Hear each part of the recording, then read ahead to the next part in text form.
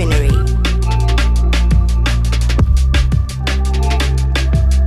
The podcast exploring how we understand and live urban spaces.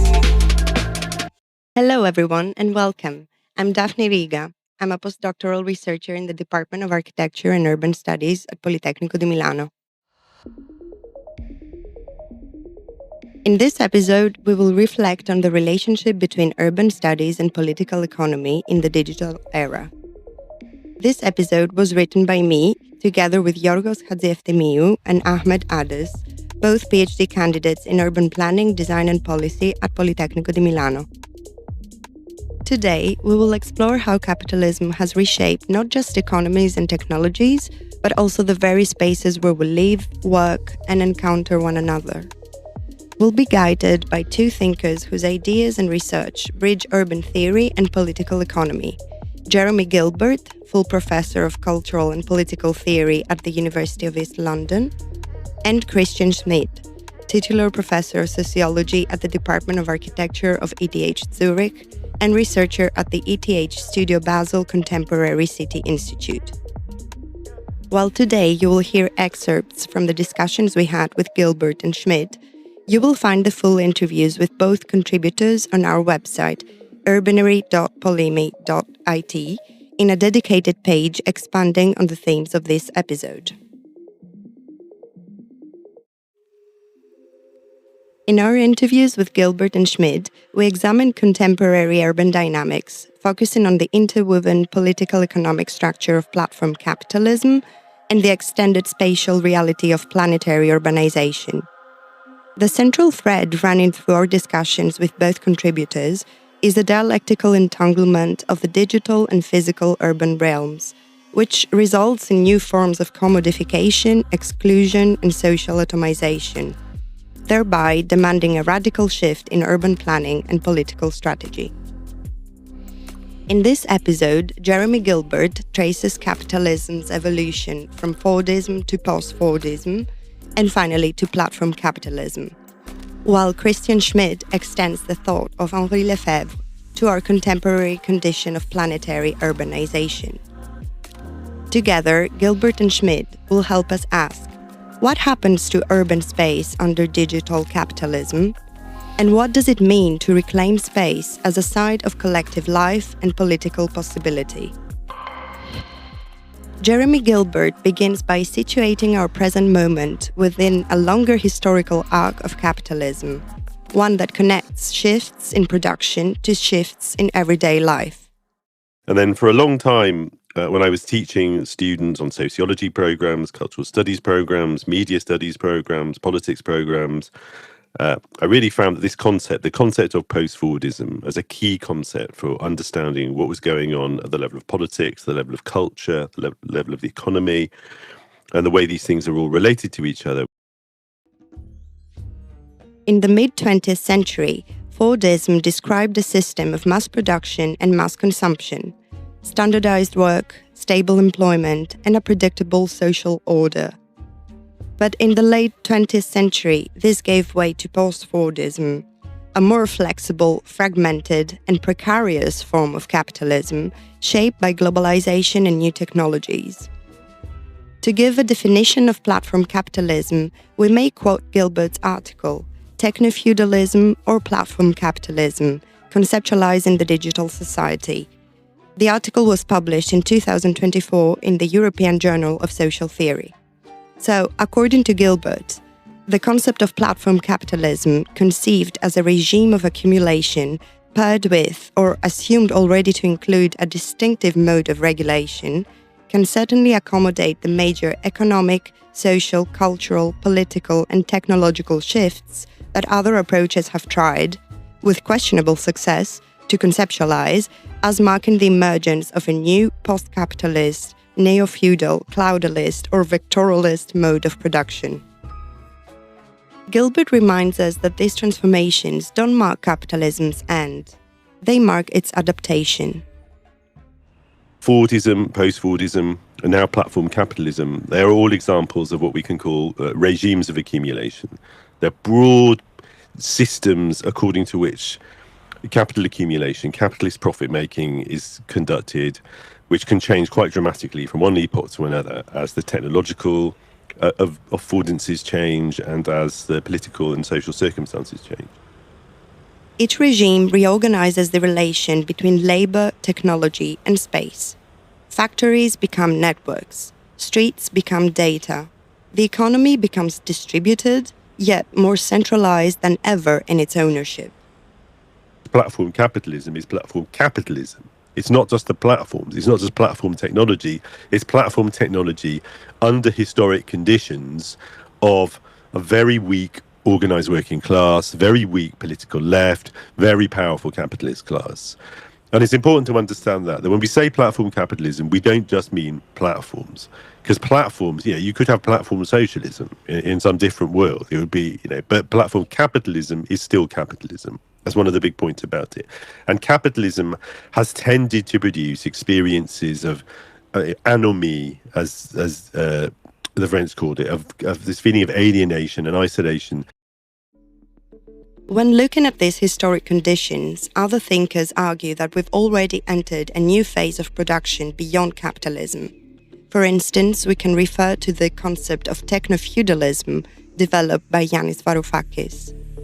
Yet, for Gilbert, the mode of production is mainly the same. What emerges is a new kind of spatial and social order, one where digital infrastructures shape the rhythms of urban life, and capital's reach extends into the smaller spaces of our attention.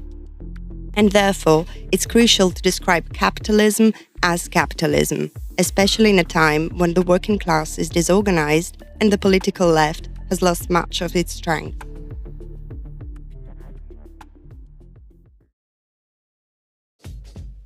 For Gilbert, the city remains a key site of this transformation. To a large extent, urban space gets subordinated to the demands of platform capitalism and platform accumulation, basically. What's really happened in most places is that the existing infrastructures, which developed mainly during the eras of Fordism and post-Fordism, have been sort of colonized, actually, by the demands of platform capitalism. The decline of local retail, the dominance of delivery platforms, the algorithmic organization of mobility, they all testify to a new urban condition where public life becomes mediated through digital platforms.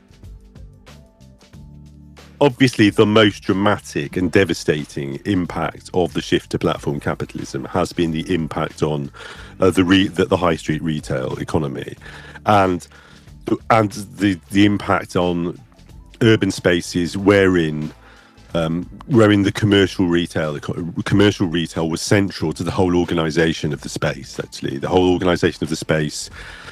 And to some extent, of course, it has revealed the limitations of, I would say, broadly speaking, post-Fordist urban policy, certainly in places like Britain, which largely deferred to retail capital as being the force which would organise and sort of create urban space. Because what happens now in a lot of places, I don't know what it's like in Italy. I know what it's like in parts of North America, and I know what it's like in much of Britain, including even in much of London. Is you're looking at a situation in which the high street is full of closed shops, it's full of closed shops, and the streets are full of people deliveries being made in this kind of very individualized way. And obviously what's lost is the spaces of sociality, the spaces of everyday exchange, the spaces of face-to-face exchange, which were mainly happening through commercial transactions in those retail spaces. But I would say you could go back, you could say, well, this is partly this is a problem because we should never have allowed the retail economy to be the only thing which provided spaces of social interaction within urban space. And that is something that happened. Certainly that is something that happened in a lot of places in Britain after the 1980s. Urban experience, once shaped by physical proximity and shared activity, now unfolds through digital intermediaries. Even our most ordinary encounters, ordering food, hailing a ride, chatting with neighbors, are increasingly privatized, monetized, and mediated. if you think about what's the typical sight of people, you walk around the streets now. What is the thing that seems most different from 20 years ago, 25 years ago? Is everybody's individually looking at their phone. People have got headphones on. People are working on laptops. It's this sense of kind of alienation, separation.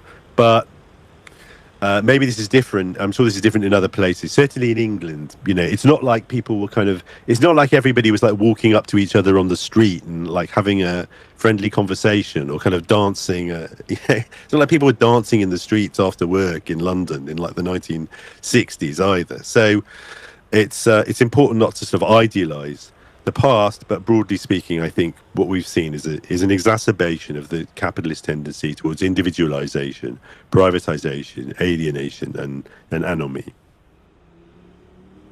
Gilbert's observation is not nostalgic. It's a warning that capitalism's latest form threatens to dissolve the material foundations of collective life, replacing shared space with networked isolation.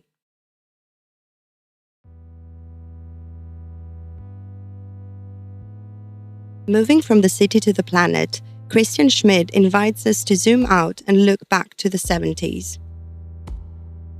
He reminds us that the digital world and its influence on how we produce space and experience cities didn't suddenly appear with the internet or with platforms.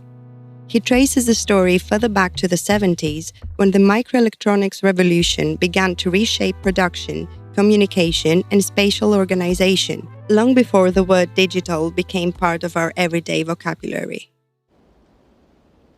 It started already in the early 1970s and led to a revolution already in the sphere of economics, in the sphere of production, where it suddenly became possible to overcome the friction of distance in the communication process.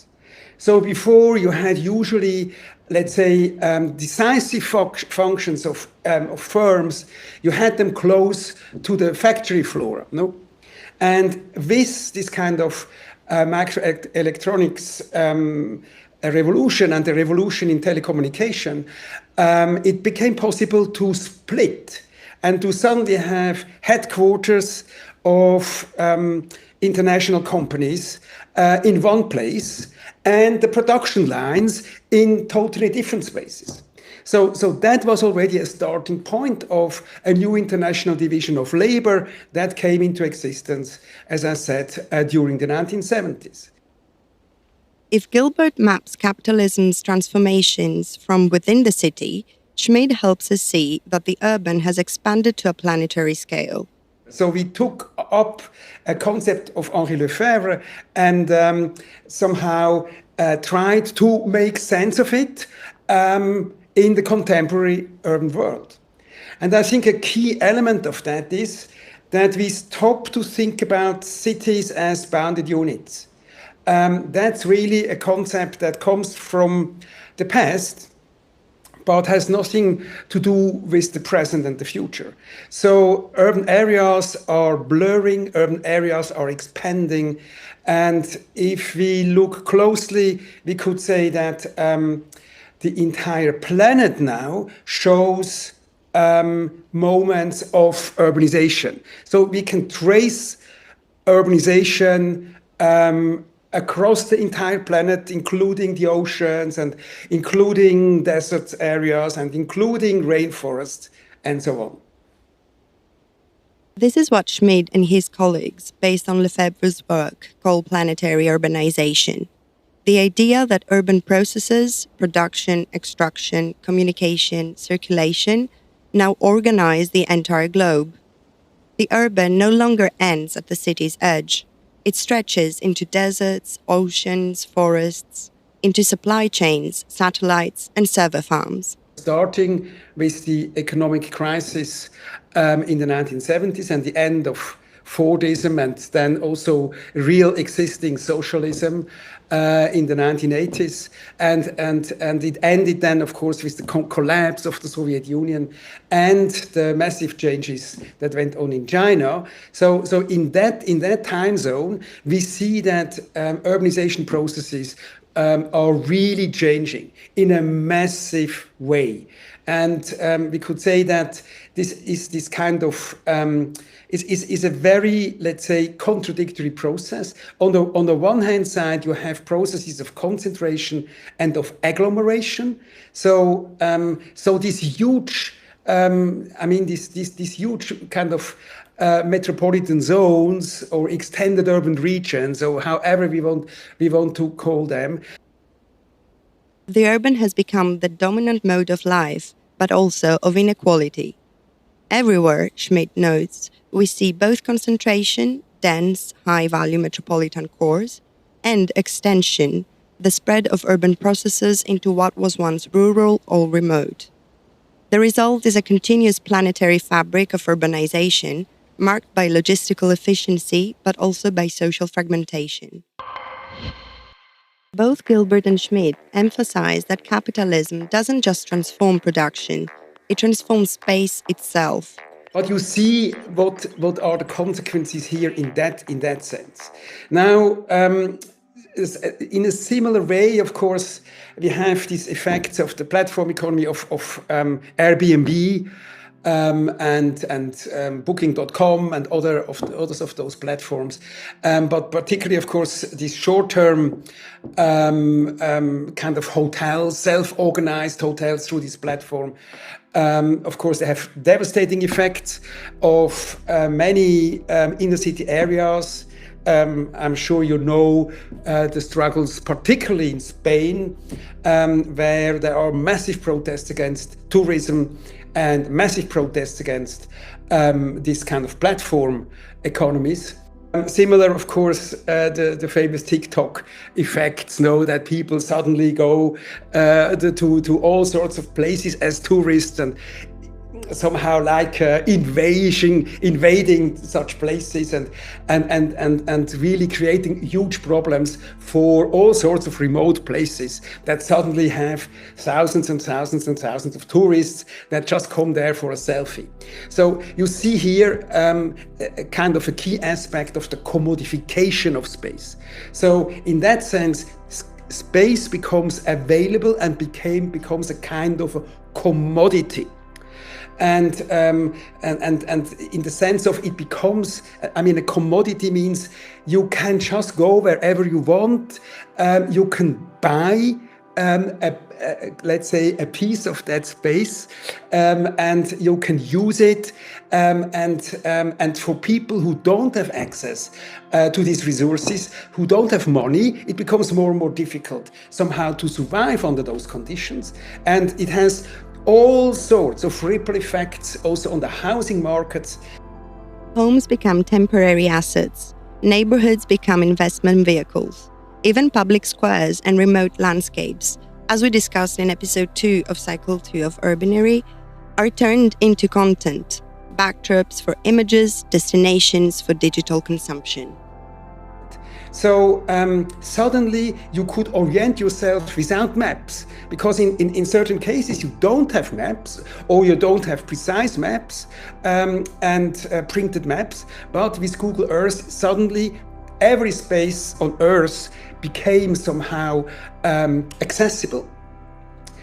That even was a key moment in urban studies, because before it was very difficult to make urban studies, let's say in many cities in Africa and Asia and Latin America, because of the lack of maps and the lack of orientations. But with Google Earth, it became possible to do that.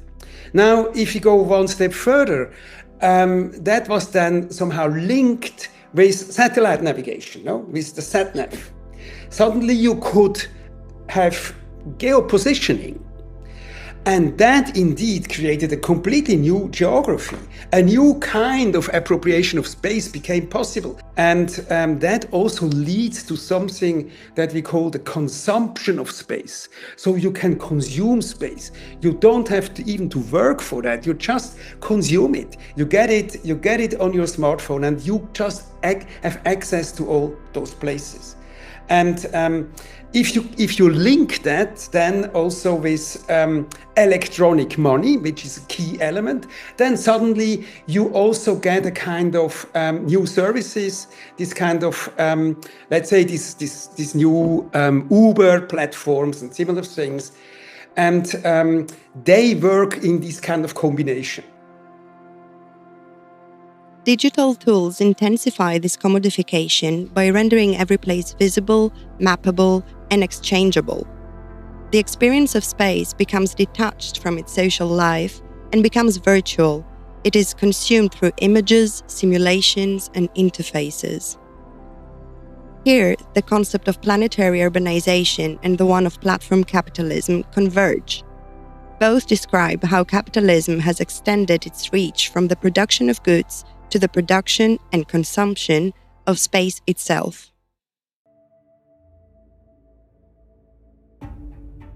If capitalism reorganizes space, then politics must do the same. Both Gilbert and Schmid insist that any democratic alternative must be spatial, rooted in the creation and defense of spaces for collective life. Here's what Gilbert told us. Urban planning, like any area of policy development, like any discipline which is concerned with policy development, can help to address these issues to the extent that it is conscious that policy outcomes are not just the consequence of rational, intelligent decisions being taken by policymakers.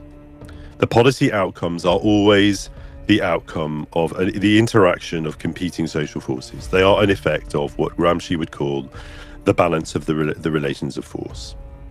So, of course, radical strands of urban planning, radical thinkers about the nature of urban space, going back at least to Henri Lefebvre, have always been conscious of this, have always been conscious that, you can only get the city you want if you're prepared to fight for it, and if you're prepared to work with the social forces you have an interest in and a stake in getting the city that they want.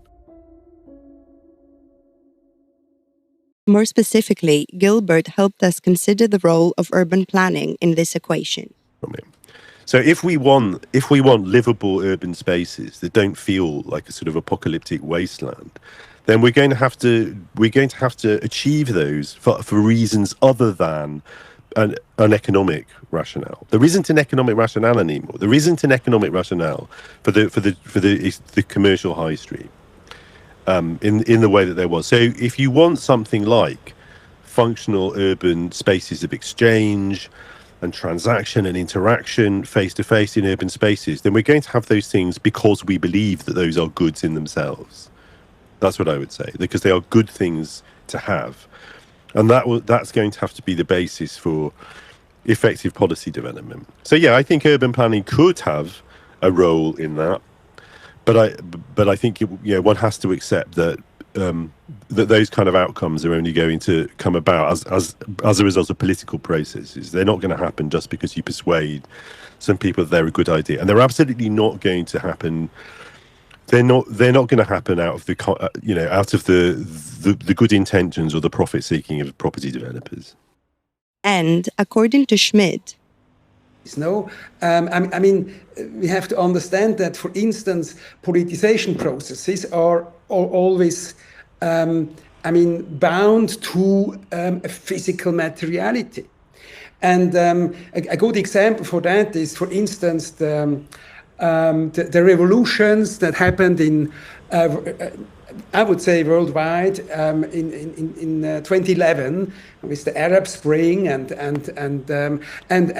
various kind of fights and revolts in different places, and there we saw a similar element of that paradox.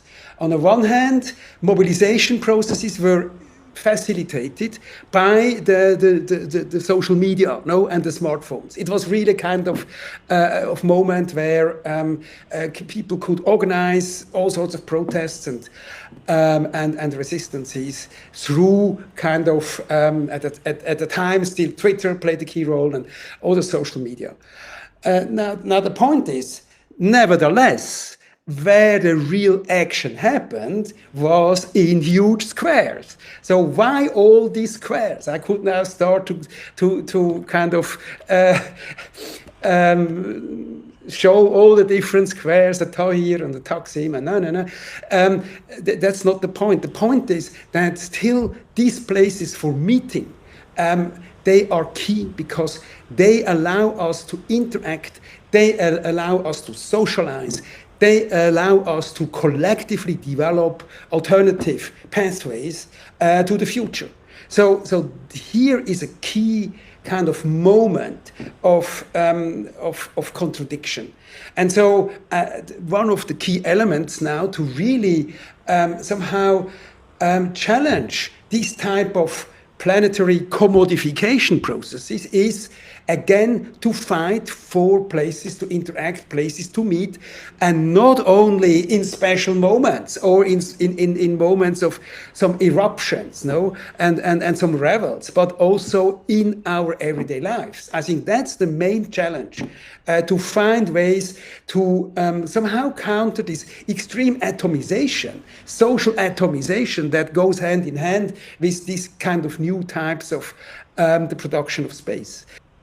In sum, public squares, community gardens, cooperative housing, neighborhood assemblies, these are not just amenities, they are the material conditions of democracy. Looking towards the brighter side, we asked Gilbert and Schmid if they see any opportunities in this digitalized urban era, and which, according to them, is the role of urban planning in this new scenario. Gilbert recognizes that digital tools have potential if they are repurposed for participation rather than profit. So I think there are also opportunities in platform capitalism. There are opportunities, and there are opportunities for urban planning. To have much more efficient tools for consulting communities, for allowing collaborative discussions that. About what kind of space people want, and to facilitate planning processes which could be much more democratic.